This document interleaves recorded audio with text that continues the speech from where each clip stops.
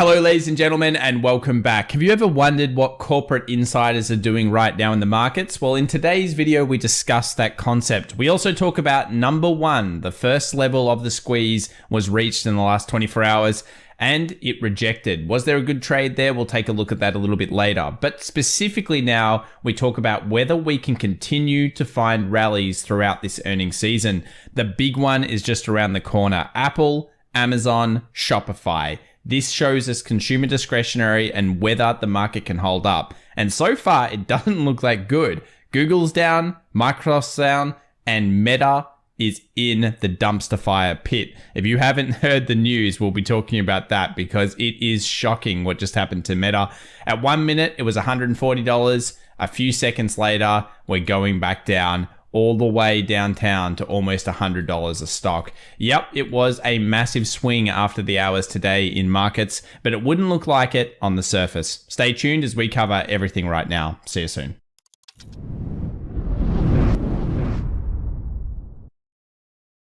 Well, welcome back everybody to the Daily Show where we talk about stocks, commodities, and cryptos. We've got a big show here today discussing, of course, the lead indicators, the key levels we should be watching, but we'll start off with the news and the macro data.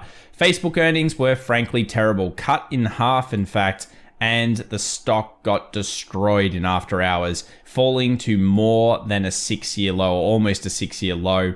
Now, deep dark within the paperwork, it was not all bad. Well, it was bad for Facebook, but it wasn't necessarily bad for some other companies. Meta is now to be seen spending as much as $39 billion in 2023, and specifically planned tech binges. It was great news for Nvidia, one of our favorite stocks here, probably in my top 3 to 5 stocks in the market. And that went up around 4% after hours. Again, it could be a good long tailwind kind of earnings for Nvidia in the future if you like that stock. So what are central banks doing around the world? I thought it might be interesting to have a look at the 12 months of all of the main kind of economies here and what they've been doing. And specifically, just to look at Japan again. Remember, guys, be very careful with anything to do with Japan right now. We've got a very fixed rate. They are not moving and they have not pivoted on their policy. So at this point, the yens are very scary, as are the bonds in the Japanese market. They are very, very terrifying, and always you should be concerned about those. Have a look at them on the charts. You'll see intervention all over the place, and I don't think it's over just yet. So a bevy of big gains. What can the market tell us? Well, over the last 10 trading days, we've had a lot of 1% plus days. That's pretty cool. We obviously had that big sell-off that led on to the squeeze, and we've been talking about this squeeze occurring, and we've hit our first target, which was 38.80. Now, what happens? Well, the SP500, after it gets these types of 10 days with at least 5 plus 1 days, tends to have like a good little bit of the next week, followed by some nasty shorting that definitely occurs, or at least tends to occur. And that shorting can come through. So is that consistent with this time of year? Well, we're looking for squeeze into short. So therefore, it could certainly be a great statistic. Do we have some other reasons? Well, here's the McClellan oscillator, and you could see again, when we've gone from negatives to positives really quickly, what happens? Not so good. Actually worse than a coin flip in terms of positive gains over all these data points in the previous history. That's something that's definitely interesting. What about if we start changing up the stats a little bit here? Well, again, showing us the next couple of weeks could get a little bit fruity, a little bit nasty in the markets. And if we keep squeezing, there's even more chance, especially next week, that we start to dump off. And ahead of something like Amazon and Apple earnings, you've got to be aware that this is the type of stats that start to play out. Now, corporate insiders, what do they think about the market? Well, frankly, they don't look on the time frame of a few days to a few weeks. Of course, they're looking long term. Interestingly enough, a new low has been formed from corporate insider sells. That means they're not selling. Corporate insiders, they don't sell at these lows. They say, you know what, maybe I'll be accumulating. In fact, in terms of optimism here, corporate insider buy-sell ratio has actually improved. And you can see there's excessive pessimism, but overall, we're moving into a level where we're not necessarily saying a huge amount of sells. We're actually seeing a decent amount of purchasing going on. So if we have a look through the stats, actually around 3 months to 1 year later, once we see readings like this, we tend to be positive. Again, could it be a sign that even though we may have further falls to happen, that overall the insiders are right once again. They don't tend to be very wrong when we see these readings. You can see they bought a lot in 2020, they bought a lot over here in 2016, and they went crazy bonkers back in 2012. They can see under the hood. It tends to be good if you're an investor to have a look at least and acknowledge what they're doing. Conditional seasonality for the S&P 500. Why do we believe this rally could happen? Well, if we take just bear markets on average, we'll notice that there are rallies, and they often kind of get rejected around the start of November. Now, does that fully fit into this concept of these weaknesses coming? It could do so. And if we see markets start to get ballistic here over the next couple of days, let's say Amazon and Apple report okay and the market goes up, then we need to be concerned about a potential sell. We've already hit, remember, the first target. So will we hit the second and the third ones and then kind of stack the odds in our favor towards actually being kind of bearish? This could be very, very interesting just around the corner. Another thing that's traditionally kind of shown us the turn points has been realistically this, and that is that we've seen dumb money often outpacing smart money. So we've kind of seen them interject with each other. Now, a few people are bringing up this one over here, where we didn't see dumb money and smart money interject, but we end up getting a flash crash followed by a rally. There are some similarities to do with this period and this period that we'll look at later on in today's video. Remember, what we saw over here was we had kind of like a doubling bottom, followed by a rally, followed by effectively an SOS or some kind of consolidation, and then the market fell over. Could we be entering back into a period like that?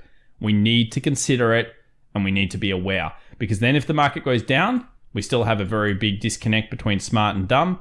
If we then rally and we see dumb go above smart, well, of course, that's a good signal that we're probably hitting the peak. If we keep running though, remember, this is overall a super downtrend we will discuss later in today's video. What about earnings beat data? Well, it's 70%. So outside of the big companies, the big tech, it's not too bad. 70% is pretty normal. Beats 379, misses 164. Pretty much a consistent normal earnings period. That not saying that expectations are high, but it's still coming in with beats, and that's kind of good.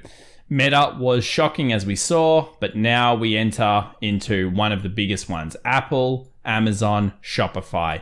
There's no doubt that's big. I'd also be looking at Exxon and Chevron because both of these stocks have been absolutely pumping recently, and they're not really pumping with oil. They're pumping just because I guess people think they're going to make tons of profit. So these two here will be very interesting returns. In fact, the back end of this week, as we often suspected, holds, I believe, the key for the next couple of weeks of market movement. If they disappoint, it could get very bloody very quickly. Let's talk about solar and talk about the markets in general. Was it a good day? Well, defensives weren't necessarily leading. We had healthcare and staples in the middle of the pack. We again had solar just absolutely smashing it through the session. In fact, it was up 6% at one point. Gold stocks did well. Biotech continues a sneaky kind of recovery over the last couple of days. Now, for anyone that's been following the VIX, you would know that the VIX has been very low in 2022. We usually see VIX go really high during fearful times. Now, if you look at a corresponding period from 2006 to 2009, you'll notice that the VIX did something very similar. It stayed low, spiking multiple times throughout the year. Then it went down, and then we saw an incredible rally of fear. Now, this is what some people, especially the bear case, is showing for 2022. They're saying basically the back end, maybe into December, maybe November, because the VIX is dropping right now, there could be an incredible spike, an incredible fear that acts like a capitulation in these markets. It very well could be. It's something that we're definitely considering. S&P 500 stocks above the 50-day moving average. I kind of wanted it to get up to here. So I'd like to see further squeezing, frankly, in the market. We'll talk about both scenarios moving forward. It's a good one, though, to find cheap price and to find expensive price. This is a good little code to have on your TradingView platforms. And we'll move over here to the VIX. What's going on in the VIX? Well, it keeps dropping. Consistent with what we thought. Maybe we go down to a 24, then we spike. But certainly we're dropping, and that's, exactly what you want to see. What about yields? Well, again, if yields keep going down, and let's say they break to the downside, that's great news for the stock market. Regardless of earnings, that's the type of thing the stock market wants to see. I don't believe in the whole pivot concept at the moment or anything like that, but What I do think is that if yields go underneath here, the market's telling us that it's prepared to potentially go a little bit higher because, of course, it's all about inflation and yields at this point. It doesn't really matter which one you're looking at. US 10 years obviously significantly dropped off in terms of spread differential. The 2 years gone off, and I'll just quickly show you guys where we're at now. So as of April, we're only at a 4.8% instead of 5%. So it's dropped 2.2% in recent days. And even if the yields kind of float round like this, as long as they don't spike higher, the market generally tends to get optimistic. That's the way it is. High yield bonds, not too bad. Almost got a new high here. We obviously wicked the high but didn't close it. Again, we'd like to see high yield bonds come with the stock market in its recovery. So they're a little bit behind. They should have already made a new high based on what we saw in stocks, but at least they're moving on up. That's good news. Dollar index, is it failing? Well, it's fallen through. Consistent with what we've been discussing, dollar has been the weaker trade. Everyone else was very bullish on it. Of course, we saw the trend change around, and this is where we got that really strong supply that came through. It weakened, and it's weakened since that point. Now, we've reached what I would call a fairly important zone, and we're not quite there just yet, but we've gone to this previous daily kind of close low, which sits right there, and we've started to potentially form base. Now, around this area, we had previous demand that broke the structure and moved up. This is going to be a pretty important zone for dollar. And of course, if dollar does recover, then stocks will go down traditionally. So it's at support, at demand. If we end up just doing this and we go lower, once that happens, we go down to 108. Again, that would allow further squeezes for the stock market. Watch the US dollar right now, guys. It's going to be super important. And at this stage, we don't know it's actually done anything good that's bullish. It's just at the key level that we've talked about. This is one of probably the most important zone at the moment, and a break below these wicks should open up this 108, and that would be great for stock buyers out there. Euro US dollar, what's it telling us? Well, it's stopping in the middle of nowhere. So if we're using this as a lead, similar to what we did in the previous session where we had this, although it's on a vertical train all the way up, squeezing out no doubt many players out there, it probably is wanting to go here. And if that happens, you're probably going to see a new low in the DXY. This seems to be the next big supply zone, the big resistance for the euro. And I'm just going to pop this in while we're doing the recording. Let me tell you guys what's happening with retail sentiment. Look at this. I want you to pause the video right now. How many retail traders do you think predominantly are short the euro right now? If you type it in the room, you'd be probably horrified. 80% short. Yeah, that's right. 80% short, getting crushed. Don't go against the trend unless you see a real reason to do so. Let's have a look in the 15 minutes. Is there a reason to do so yet? Not really. It's making a series of higher highs and higher lows. I mean, that's what it's doing. Higher peaks, higher troughs, higher peaks, higher troughs. There was a little short in here you could have gotten in the previous session, but regardless, it's just continuously strong up. Now, if it breaks underneath here, you could say, okay, temporarily it might come back to that 102 level. But overall, the trend is up for the euro. I wouldn't fight it just at this stage. Let's move over to gold. Strong moves here in gold. 1669, very nice. Daily, again, I've got like some set alerts up here at 1683. Let's have a look at the 2 hour. Very nice kind of turnaround here. It's done the right types of things to find bullish pressure, and it's kind of pointing towards getting towards that 1680. I mean, gold looks decent. I mean, you got to say it looks decent. It's a few days now, it's been decent. We've liked it here. We've specifically liked it very much here in the last video. And I just go with the trend at this stage. These pullbacks are consistent. If you look under the hood, it looks okay. Hopefully we can continue to find buyers and push into the 1680 area. That would be a nice area for gold to get to. US oil breaks through our resistance, our supply zone. 1, 2, 3, 4.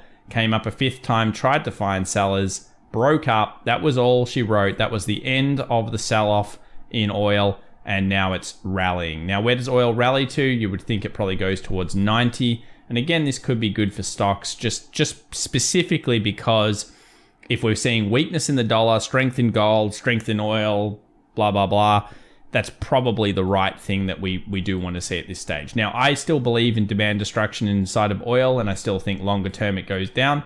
However, at this stage, this is a nice